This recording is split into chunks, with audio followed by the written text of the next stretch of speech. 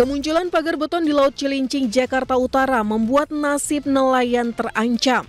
Pagar beton menutup jalur perlintasan sehingga nelayan tradisional harus memutar lebih jauh yang memakan waktu dan tenaga. Jalur yang lebih jauh membuat konsumsi solar meningkat dan menyebabkan pengeluaran harian naik, sementara hasil tangkapan belum tentu bertambah. Pagar beton juga membuat hasil tangkapan nelayan tradisional menurun. Pasalnya, air di sekitar pagar menjadi lebih keruh atau tercemar. Selain itu, karena lokasi melaut berubah, nelayan kehilangan spot-spot produktif.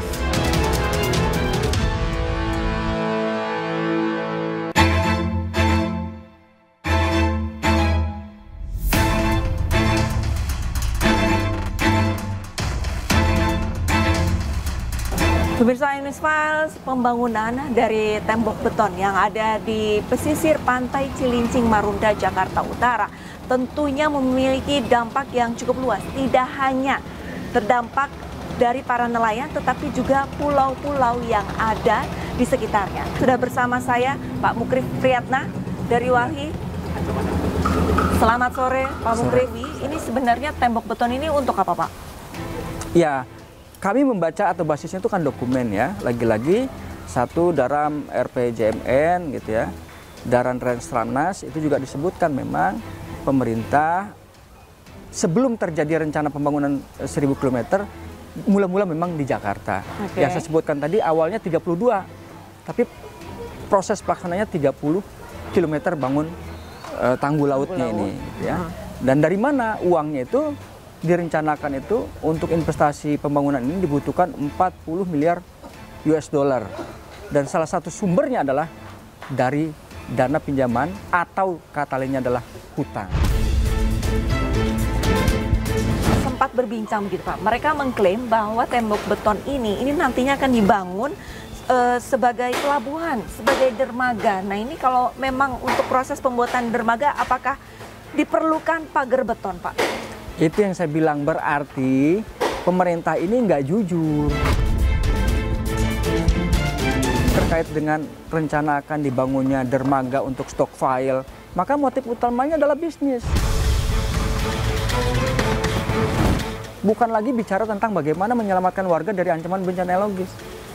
Tidak seperti itu. Betul ada fakta, tetapi inilah menjadi trigger buat menjadi pembenaran apa yang dilakukan oleh pemerintah dalam pengambilan keputusan pelaksanaan proyek ini. Untuk AMDAL-nya sendiri bagaimana Pak? AMDAL ini juga menjadi masalah buat kita karena sejak terbitnya Undang-Undang 11 tahun 2020, junto Undang-Undang 26 tahun 2023 tentang Cipta Kerja, yang semula biasanya Walhi itu dilibatkan sebagai tim penilai AMDAL, hari ini tidak pernah lagi.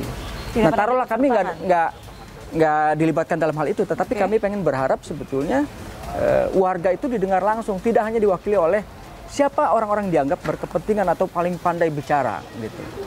Nah biasanya motif-motif penyusunan AMDAL seperti itu. Jadi jarang sekali dalam dokumen analisis dampak lingkungan itu viewer dibuka gitu, dilibatkan, oke didengar aspirasi rakyat. Kami pengennya begini karena khawatir begitu. Kami setuju ini kalau dibangunnya seperti ini. Itu yang jarang terjadi di banyak tempat di pengalaman saya sampai dengan hari ini. Kalau semua perizinan itu kalau pembangunan, operasional dan semua itu kan dari Kementerian Perhubungan. Di luar itu kan kita harus ngurus di Kementerian Lingkungan Hidup, izin AMDAL. Nah di mana AMDAL pun punya kewajiban. Lalu di KKP kita harus urus PKKRL. Itu kan pemanfaatan ruang lautnya seperti apa. Nah itu semua harus kita jalankan. Serta dalam status mitra konsensi selama 70 tahun dalam pengembangan infrastruktur dan operasional pelabuhan. Artinya dalam hal ini satu perizinan PKK Perosendahanda, kemudian untuk pelayanan publik gitu Pak. Kami tanyakan juga kenapa itu sampai di pagar beton. Mereka nanti untuk breakwater, Bapak. Pembangunan dari tembok beton ini sendiri tentunya sudah meresahkan nelayan. Tapi dampak yang lebih masif, yang lebih luas, ini sebenarnya benarkah bisa membuat pulau-pulau kecil yang ada di sekitarnya ini tenggelam, Pak? Ya, jadi memang sejak awal yang paling kami khawatirkan adalah dengan adanya proyek yang rencananya membangun tanggul laut raksasa sepanjang 1000 km. Dan Jakarta ini baru tahap awalnya. Di Jakarta itu baru 30 km termasuk membangun 17 pulau-pulau buatan. Nah, proyek ini disebut atau dinamakan dengan National Capital Integrated Coastal Development. Jadi pemerintah berupaya membangun itu untuk menjawab dua hal sebetulnya. Pertama, tujuannya adalah memastikan bagaimana permasalahan namanya abrasi, yang kedua permasalahan namanya banjirop itu bisa teratasi. Tetapi nggak masuk di logika. Kenapa? Apakah iya hanya karena abrasi dan banjirop yang tidak terjadi setiap hari, pemerintah sampai membangun, rencana membangunnya itu sampai sepanjang 1000 km yang dimulai dari Banten sampai dengan ke Jawa Tengah. Nah, kekhawatiran kita jika ini terus dipraktekkan, dijalankan, maka bukan yang hal mustahil, tinggal menunggu waktu. Karena kenapa? Pernah nggak dipikirkan dalam perencanaan itu, warga yang tinggal di pulau-pulau kecil, kalaupun dia tidak ada, bagaimana dengan nasib pulau-pulau kecil itu? Kami pastikan itu akan tenggelam. Air itu kan dia, satu mencari tempat yang terendah, yang kedua mencari ruang yang kosong. Apalagi kalau tidak pernah dicegah dan apalagi dihentikan terkait dengan kebijakan pengambilan air bawah tanah. Giant Sea Wall itu kan kita udah sering dengar. Ya. Itu kan sepanjang pesisir pantai Jakarta Utara itu kan akan dilakukan karena untuk menghindari banjir di kota Jakarta. Tapi itu kan masih, memang pemerintah sudah bilang akan melanjutkan itu, tapi kan belum, kan masih tahap sosialisasinya pun belum ada.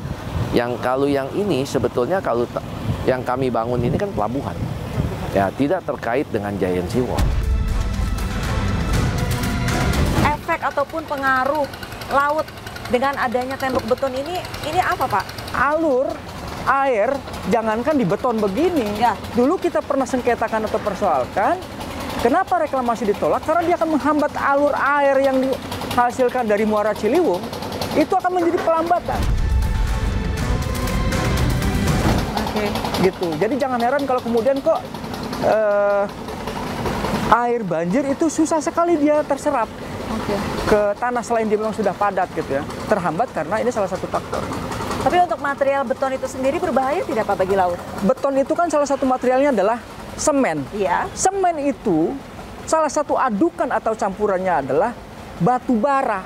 Batu bara itu salah satu bahan berbahaya, beracun atau disebut dengan B3.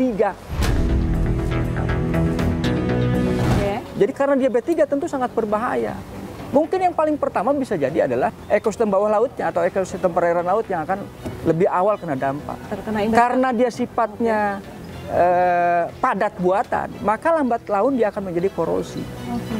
Pasti akan menimbulkan risiko terhadap ekosistem atau biota laut yang ada di sini. Terakhir, Bapak, lantas untuk pagar beton ini sendiri, menurut Walhi baiknya dibongkar atau dibiarkan saja? Nah, gini. Jadi kalau terkait dengan pertanyaan itu, kan dari semula Walhi itu sudah menyatakan ketidaksetujuannya atau dengan kata lainnya menolak. Tapi penolakan ini lagi-lagi berdasarkan pengalaman-pengalaman yang sudah, pemerintah itu jangankan yang benar, salah pun akan dibenarkan dengan bahasa keterlanjuran. Nah ini, kalaupun kami misalnya mendesak untuk dibongkar, akan sulit, biaya cukup besar. Tapi paling tidak sudah gini lah, kalau masyarakat itu sudah mengeluhkan, tidak menginginkan, jangan dipaksakan. Kalau dipaksakan, lagi-lagi memang ada motif kebohongan karena kepentingan oligarki untuk memastikan bisnis ini berjalan dengan baik. Kami berharap dari target 1000 km itu, minimal cukuplah yang ada di sini, jangan dilanjutkan di tempatnya. Yang dicabut itu berarti di daerah mana, Yang Pak? Yang dicabut itu di bagian pinggir aja, Mbak. Hanya di pinggir Hanya di saja? pinggir. Yang di tengah-tengah ini Yang tidak di ikut tengah dicabut? ini enggak pernah dicabut. Dan juga banyak alat tangkap nelayan di sini yang dirusak.